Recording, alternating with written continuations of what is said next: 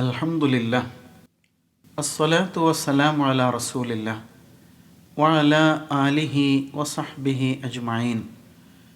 സ്നേഹമുള്ളവരെ, അസ്സലാമു അലൈക്കും വറഹ്മത്തുള്ളാഹ്.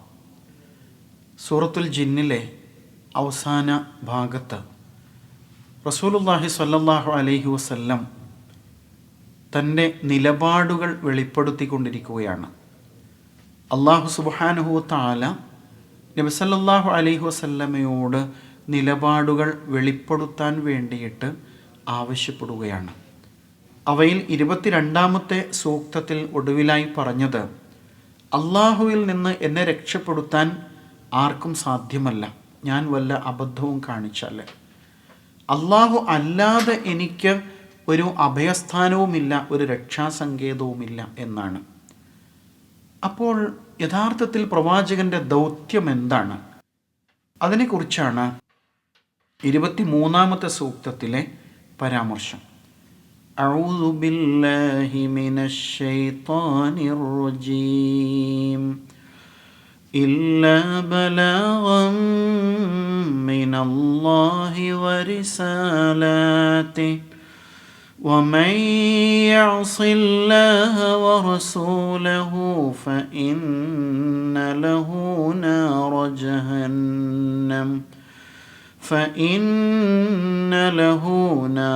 جهنم خالدين فيها أبدا إلا بلاغا. നബി സല്ലല്ലാഹു അലൈഹി വസല്ലം തൻ്റെ ദൗത്യത്തെക്കുറിച്ച് ഓർമ്മപ്പെടുത്താണ്. ഇല്ല ബലാഗൻ, സന്ദേശം എത്തിക്കുക എന്നതല്ലാതെ മറ്റൊന്നുമില്ല. മിനല്ലാഹ്, അള്ളാഹുവിങ്കിൽ നിന്നുള്ള വിധികൾ എത്തിച്ചു നൽകുക. വരിസാലാത്തിഹി, അവൻ്റെ സന്ദേശങ്ങളും എത്തിക്കുക എന്നതല്ലാതെ മറ്റൊരു ദൗത്യവും എന്നിൽ അർപ്പിതമായിട്ടില്ല. ബലഗ, എത്തി എന്നാണ്. ബലാ, എത്തിക്കൽ അഥവാ സന്ദേശം എത്തുക എന്നുള്ള അർത്ഥത്തിലാണ് ബലാഗ് എന്ന വാക്ക് ഉപയോഗിക്കുന്നത്. ഇല്ല ബലാഗം മിനല്ലാഹ്, അള്ളാഹുവിങ്കിൽ നിന്ന് എന്താണ് എത്തേണ്ടത്? ഈ സത്യ ദീനിനെക്കുറിച്ചുള്ള സന്ദേശങ്ങൾ സമൂഹത്തിലേക്ക് പ്രസരിപ്പിക്കുക.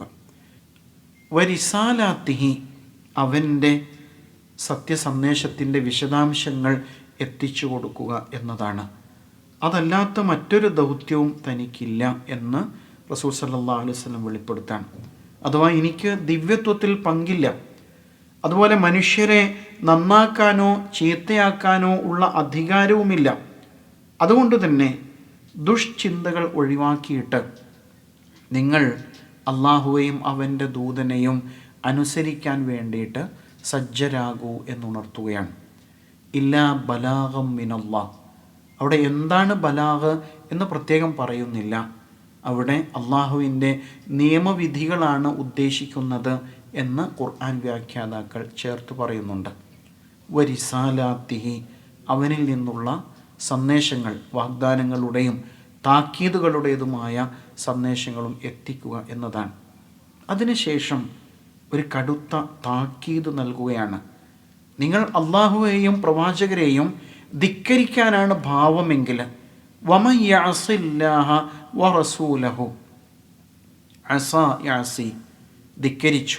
വമൻ യഅസി, ആർ ധിക്കരിക്കുന്നുവോ അല്ലാഹ, അല്ലാഹുവെ, വറസൂലഹു, അവൻ്റെ ദൂതനെയും, ഫഇന്ന, നിശ്ചയം, അപ്പോൾ, ലഹു, അവനുണ്ട്, നാറ ജഹന്നം, നരകാഗ്നിയുണ്ട്, ഖാലിദീന ഫിഹ, അവർ അവിടെ ശാശ്വതരാണ്, അബദ, എന്നെന്നും ശാശ്വതരാണ്.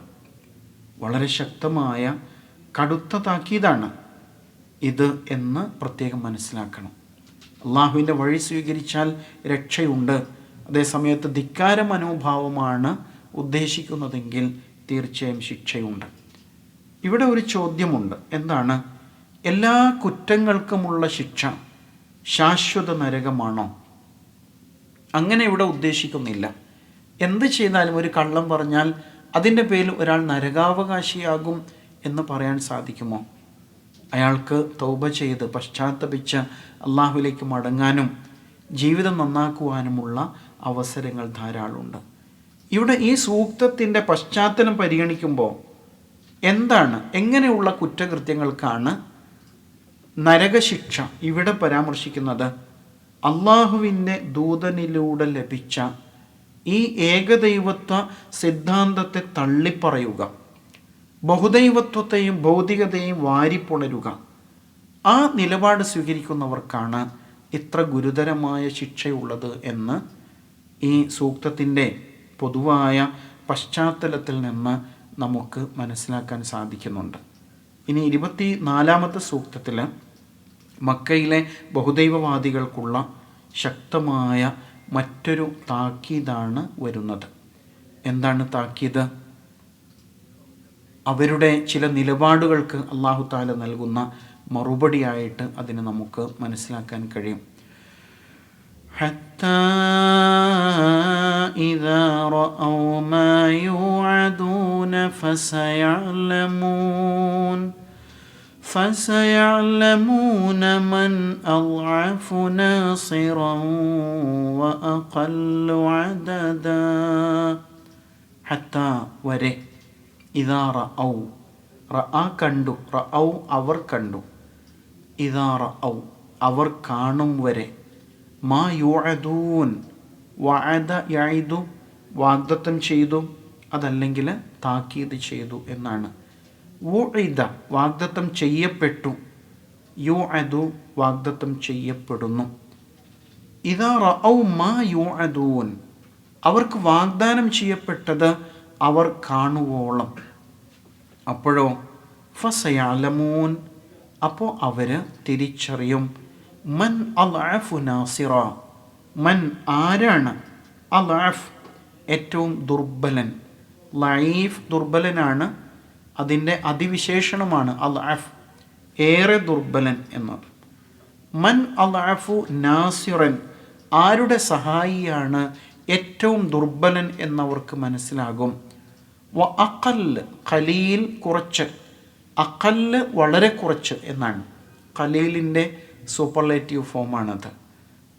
ഏറെ കുറച്ച്, അങ്ങേയറ്റം കുറച്ച്. അദദൻ എണ്ണം. വ അഖല്ലു അദദ ആരുടെ സംഘമാണ് എണ്ണത്തിൽ തുച്ഛം എന്നും അവർക്ക് മനസ്സിലാക്കാൻ കഴിയും. വരാൻ പോകുന്ന ഒരവസ്ഥയെക്കുറിച്ചുള്ള താക്കീതാണ് ഈ സൂക്തവും എന്ന് മനസ്സിലാക്കാം.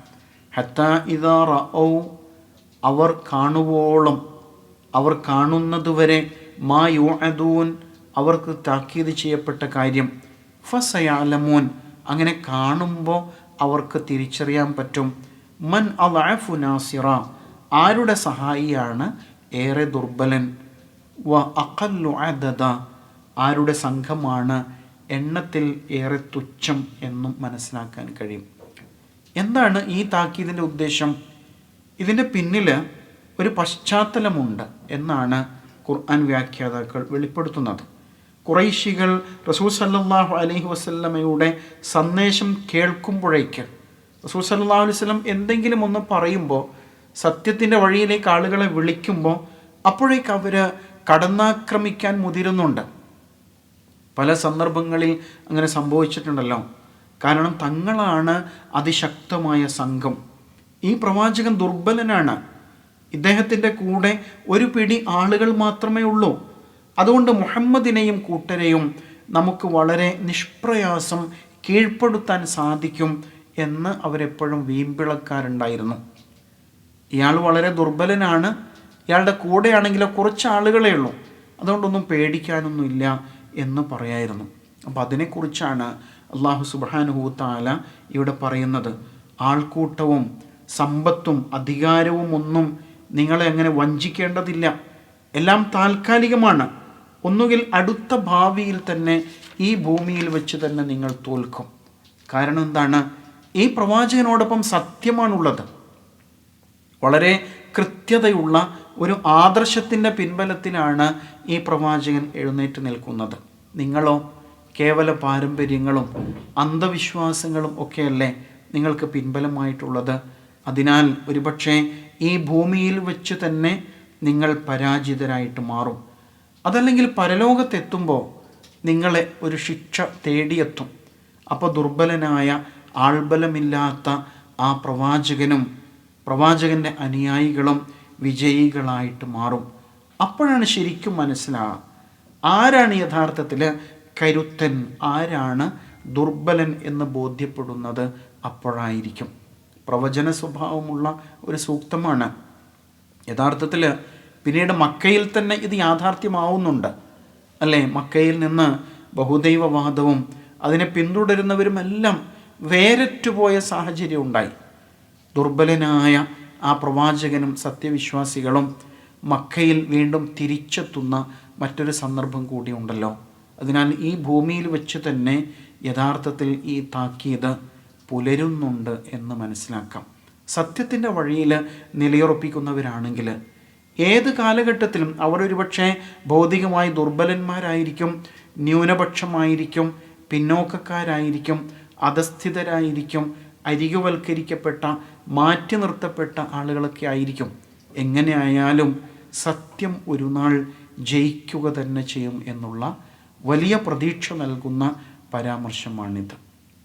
അല്ലാഹു സുബ്ഹാനഹു തആല അവൻ്റെ മാർഗത്തിൽ ഈ സത്യപാതയിൽ ഏത് പ്രതിസന്ധിയെയും അതിജീവിക്കാനുള്ള വിശ്വാസത്തിൻ്റെ കരുത്തോടുകൂടി മുന്നേറുവാൻ നമ്മെ അനുഗ്രഹിക്കുമാറാവട്ടെ.